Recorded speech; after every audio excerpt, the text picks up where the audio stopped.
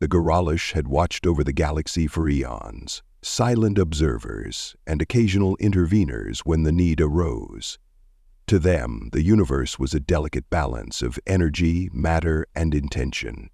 Their crystalline forms shimmered with the energy of stars. Their consciousness stretched across vast distances, allowing them to experience the universe in ways no mortal species could comprehend. The Goralish had witnessed the rise and fall of civilizations, guided fledgling species away from their self-destructive tendencies, and ensured that no one race ever threatened the cosmic equilibrium. When they detected the first faint radio signals from the Sol system, they had been intrigued. Signals like these were common from new species beginning their tentative steps toward understanding the cosmos. Most civilizations burned brightly and faded quickly, consumed by their own internal strife, or the harsh realities of a universe that did not care for their existence. The Goralish had long since learned not to interfere too early. Time itself was the greatest teacher for mortal species. But the humans of Earth were different. Their broadcasts grew more complex, more numerous. Over decades, the Graylish noted with quiet fascination how quickly this species advanced. They leaped from simple combustion engines to nuclear power, from rudimentary aircraft to spacecraft capable of venturing beyond their homeworld. Their signals were filled with noise, frantic, chaotic bursts of culture, conflict, and curiosity. For a species so young, they had an insatiable drive that bordered on recklessness. It wasn't until the Goralish detected the construction of massive vessels in orbit around Earth that their curiosity turned to concern. These ships, bristling with weapons and named with a strange mixture of pride and menace, were unlike anything the Goralish had seen in millennia. Battleships. Humanity, it seemed, was not content to merely explore the stars. They intended to conquer them. The high conclave of the Goralish convened in the crystalline halls of Thalmara, their greatest star place. Each member of the conclave was ancient beyond measure, their forms glowing with the energy of countless generations. They debated in harmonics, their voices blending into a symphony of thought. "The humans are building weapons of unprecedented scale," one elder noted, their crystalline form flickering with unease. "They defy the natural order." "They are young," another countered, their tone more measured. "All young species struggle with their place in the cosmos. We must guide them." "They will not listen," a third interjected, their voice a discordant note in the harmony. "Look at their history. They revel in conflict. They glorify war. These battleships are not tools of defense. They are a declaration of intent." The conclave reached a unanimous decision. Humanity must be stopped before their ambitions spiraled out of control. The Goralish would descend upon the Sol system not as conquerors but as mentors, offering humanity the chance to join the galactic community under their guidance. They would dismantle these monstrous ships and show humanity a better way. The Goralish fleet arrived in the Sol system without warning. Dozens of crystalline vessels, each a masterpiece of elegance and ancient technology, materialized near Jupiter, their forms glowing with an inner light that defied the cold darkness of space. To humanity, they appeared like gods descending from the heavens. Their ships moved with a grace that human engineers could scarcely comprehend, powered by forces that defied conventional physics. Panic erupted across Earth.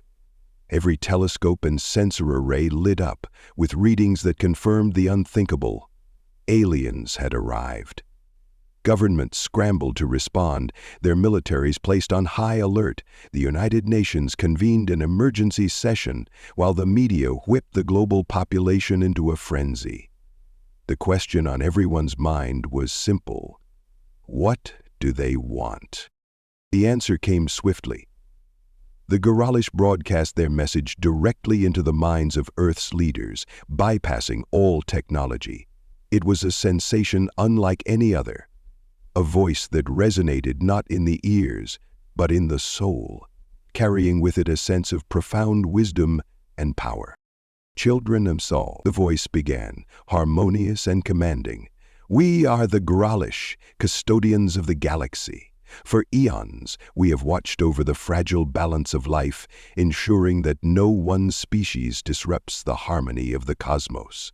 Your creations, these battleships, are a threat to that balance. They are weapons of destruction, born of fear and arrogance. We implore you, dismantle them, lay down your arms, and we shall grant you knowledge beyond your imagination.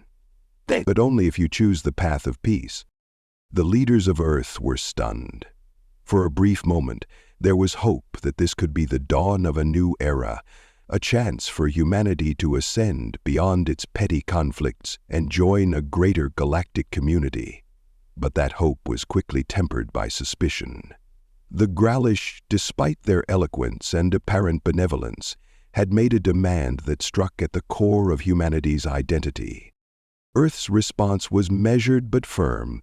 "We appreciate your offer," the message read, transmitted via every available channel, "but we cannot disarm.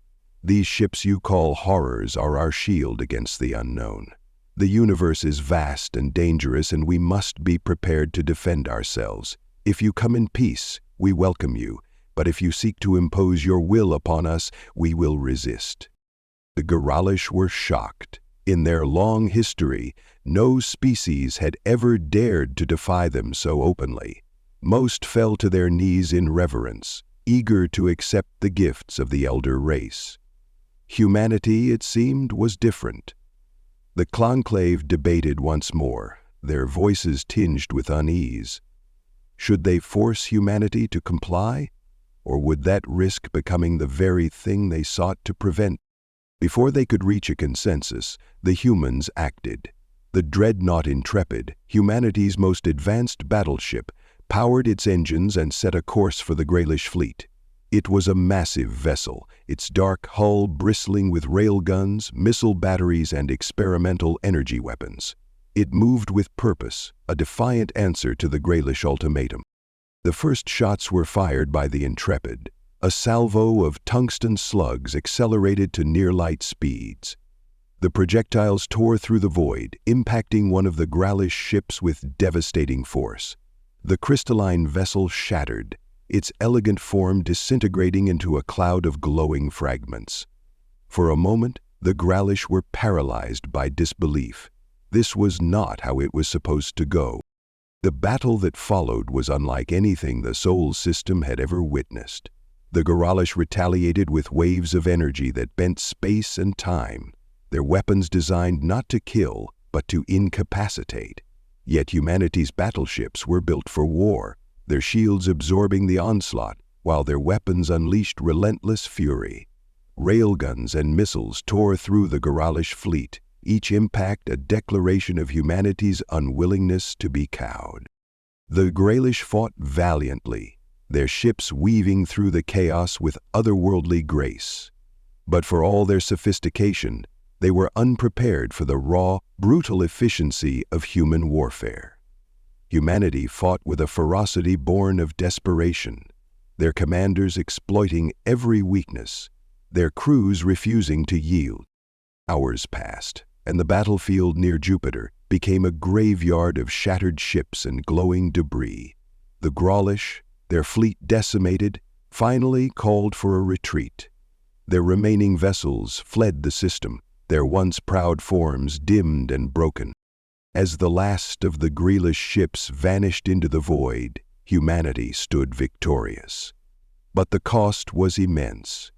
Dozens of battleships had been lost, their crews gone to join the countless stars in the night sky.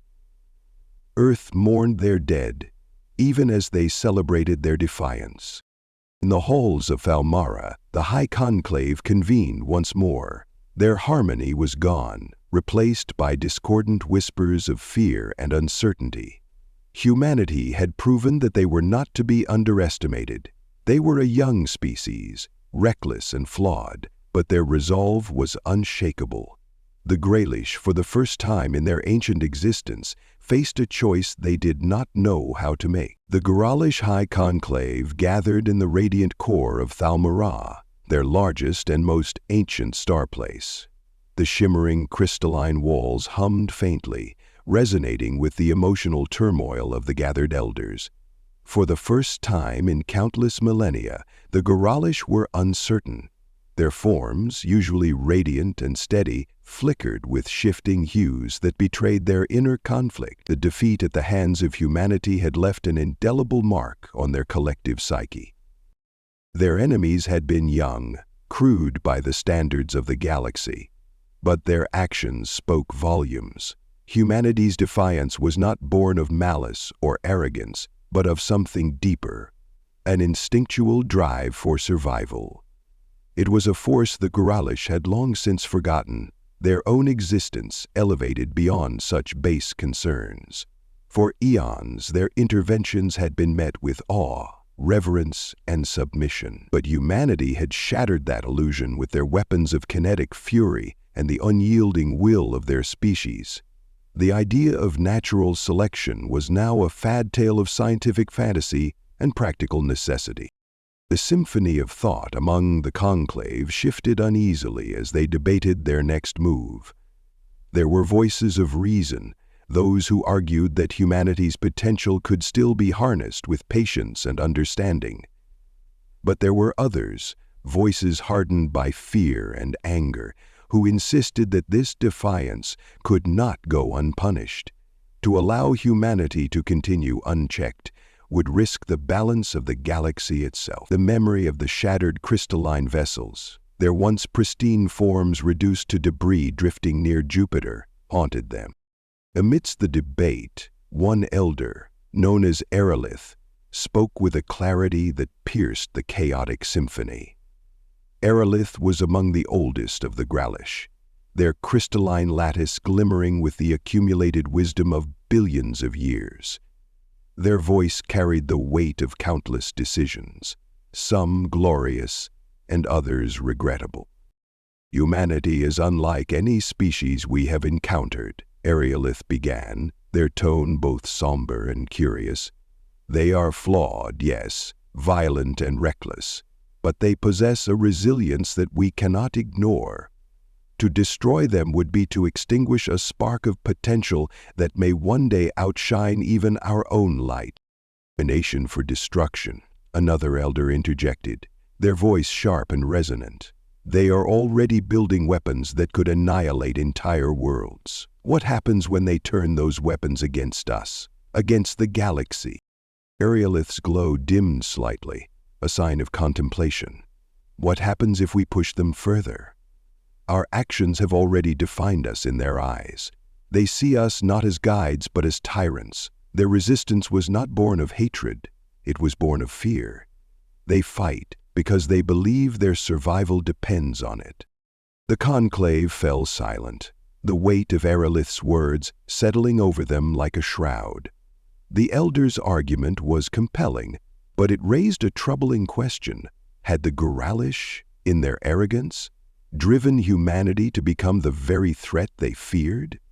If so, how could they undo the damage without escalating the conflict further? Far away, in the Sol system, humanity was grappling with its own questions. The battle near Jupiter had left Earth's leadership shaken but emboldened.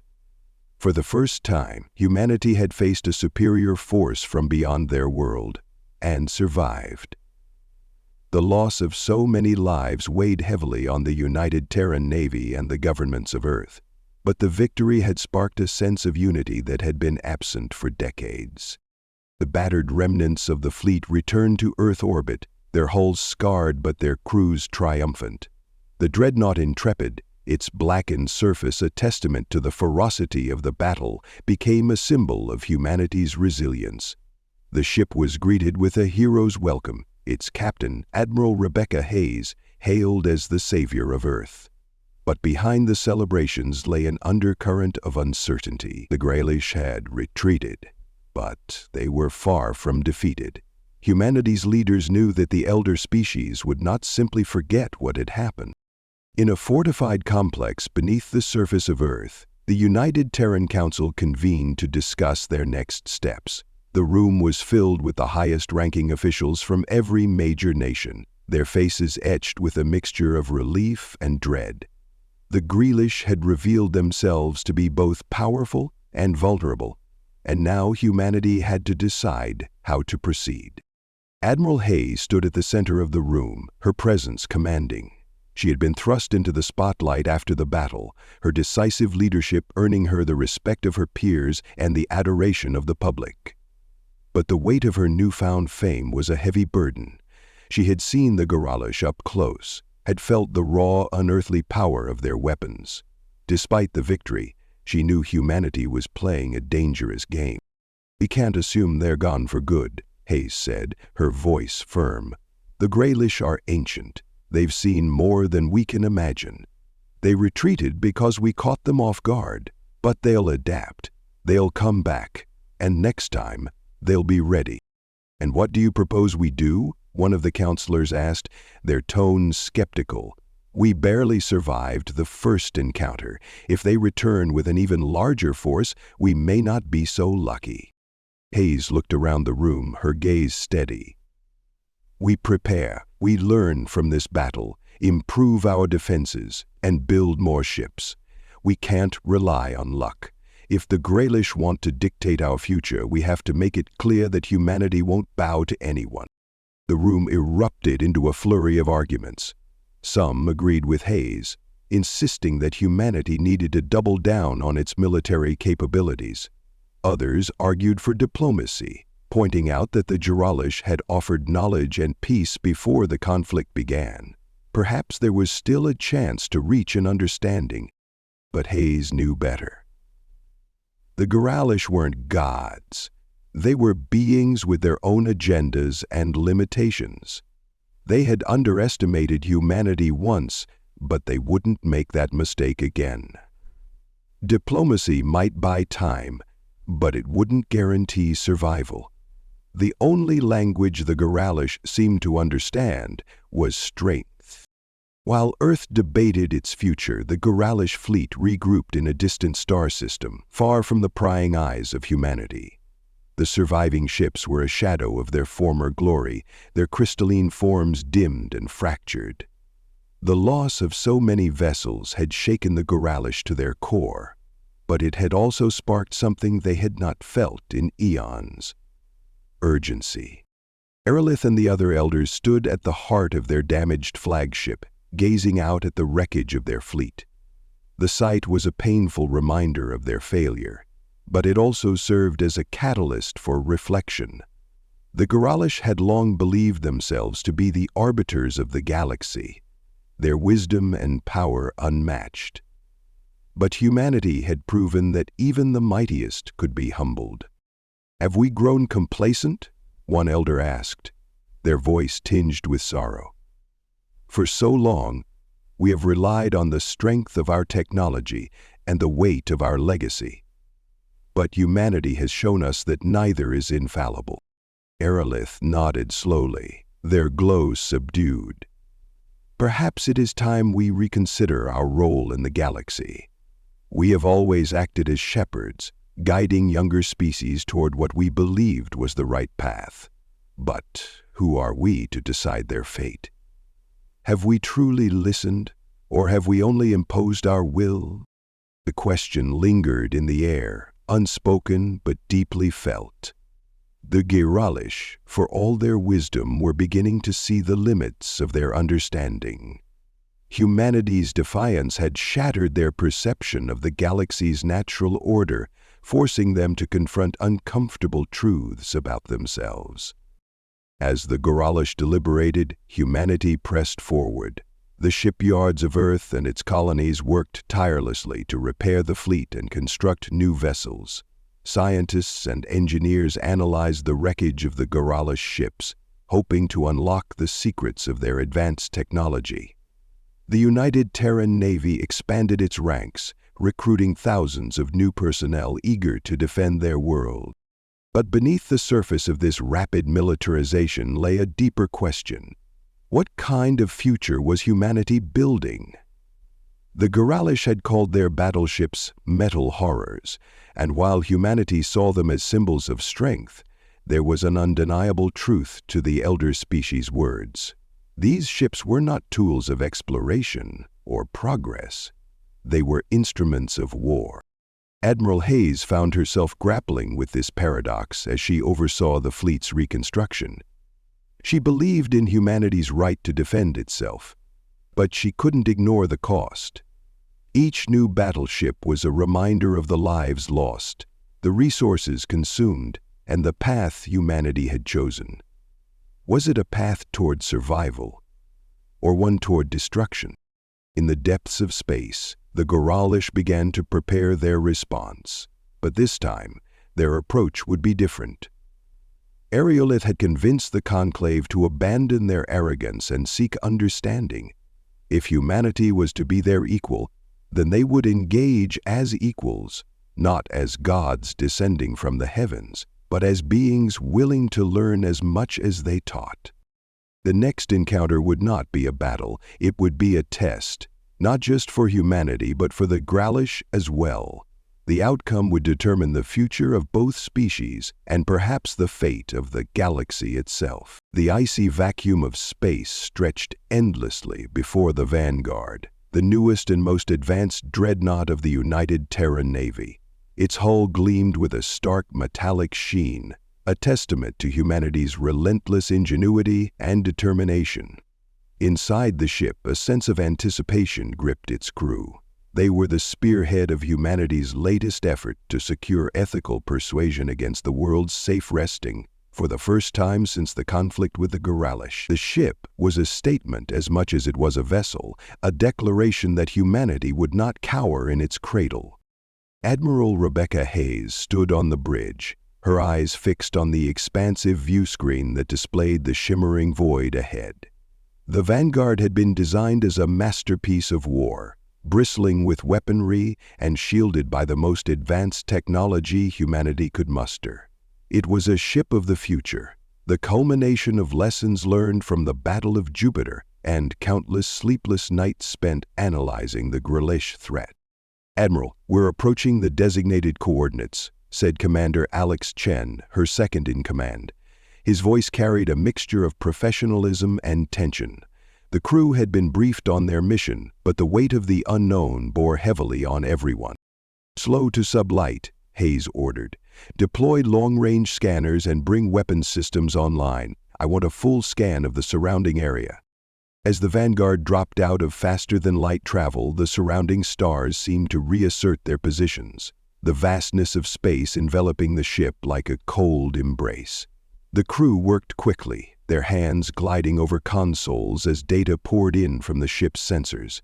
The region was a dense stellar nursery, teeming with gas clouds and the faint twinkles of newly formed stars. It was beautiful, but beauty in space often concealed danger. "Admiral, we've got something," Chen said, his voice sharp with urgency. "Multiple contacts. They match Gralish profiles." Hayes felt her chest tighten. The last encounter with the Goralish had ended in bloodshed and loss. Now, here they were again, poised on the edge of conflict. "How many?" she asked, her voice calm but firm. "5 ships," Chen replied. "But they're holding position. No signs of aggression. Yet." Hayes nodded, her mind racing.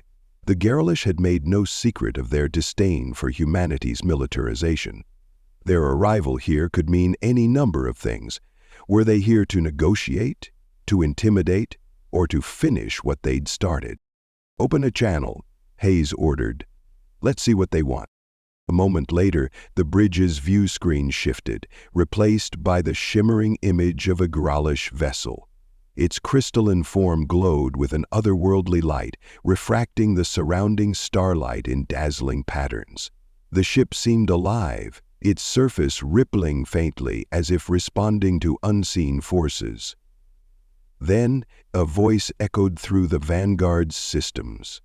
Not through sound, but through the minds of every crew member. "Humans," the voice began, resonant and harmonious, "you have ventured far from your home. We are the Gralish, custodians of the balance you have already threatened once before. Why have you come here? Hayes stepped forward, her stance unwavering. We come in peace, she said firmly. Our mission is to explore and secure the survival of our species. We've learned from our past mistakes, but we won't apologize for defending ourselves. The Growlish voice softened slightly, though an undercurrent of tension remained. Your defiance cost both our people dearly. We retreated not out of weakness, but to reconsider the path we walk. Tell us, humans, have you reconsidered yours? Hayes hesitated for a fraction of a second before responding. We've reconsidered many things, but we won't abandon our right to exist, nor our right to protect ourselves. If you've come to demand our surrender, you'll find us no more willing now than before. The shimmering image flickered, and another voice joined the first, its tone less harmonious and more direct. We did not come to fight, human. We came to observe. Your kind has shown a resilience we did not anticipate. But resilience is not enough to ensure survival. Do you understand the forces you play with? The weapons you build? The dangers you invite? Hayes set her jaw. There was a long silence. The bridge crew exchanged nervous glances, their hands hovering near their controls. The grayless ships remained stationary, their glowing forms casting eerie reflections across the Vanguard's hull. Finally, the first voice spoke again, this time with a hint of curiosity. Your species is unique, human. You are driven by something we do not fully comprehend. Fear, yes, but also hope, determination. It is intriguing. Hayes seized the opportunity. If we intrigue you, then talk to us, work with us. We don't have to be enemies. Your words are bold, the second voice replied. But words are fleeting. Actions endure. We propose a test, Admiral Hayes. A test to determine whether your kind is truly prepared to wield the power you so eagerly seek. Hayes narrowed her eyes. What kind of test? The view screen flickered and the image of a distant star system appeared. Planets orbited a dying sun, their surfaces scarred and barren. One of the planets stood out, its surface littered with ancient ruins that glowed faintly in the star's waning light. This world, the girlish voice continued, was once home to a species not unlike your own. They too sought to conquer the stars. They too built weapons and ships to protect themselves. And they perished. Their hubris consumed them, and their creations destroyed their future. The image shifted, focusing on one of the ruins. It resembled a massive gateway, its surface inscribed with intricate patterns that seemed to pulse faintly with energy. Within these ruins lies knowledge, the Growlish said, knowledge that could elevate your kind or destroy it. We offer you the opportunity to claim it, but be warned, the path to understanding is fraught with peril. Your survival is not guaranteed. Hayes considered the offer carefully. It was a gamble, but one she couldn't afford to ignore. Humanity needed every advantage it could get, especially if the Growlish were testing their worthiness. We'll take your test, she said finally, but we expect your word that this isn't a trap. If you're here to judge us, at least be fair about it. The grayless ships pulsed with a faint light, as though acknowledging her words. Your courage is noted, Admiral. Proceed to the coordinates. We will observe, but we will not interfere. The outcome rests solely with you. As the connection ended, Hayes turned to her crew. Set a course for the coordinates. Full readiness. We don't know what's waiting for us out there, but we're not going in blind. The Vanguard surged forward, its engines flaring to life.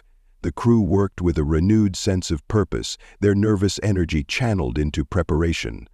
Hayes watched the view screen, her mind racing with possibilities. The Grolish had given them a challenge, but she couldn't shake the feeling that this was about more than just a test. It was a crossroads, a moment that would define humanity's future.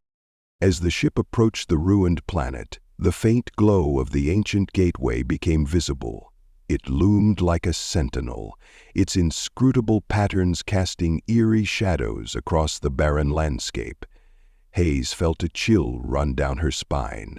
Whatever lay within those ruins, it would demand everything humanity had to give. The crew prepared for descent, their determination mingled with apprehension. Humanity's journey was far from over, and the true test was only just beginning.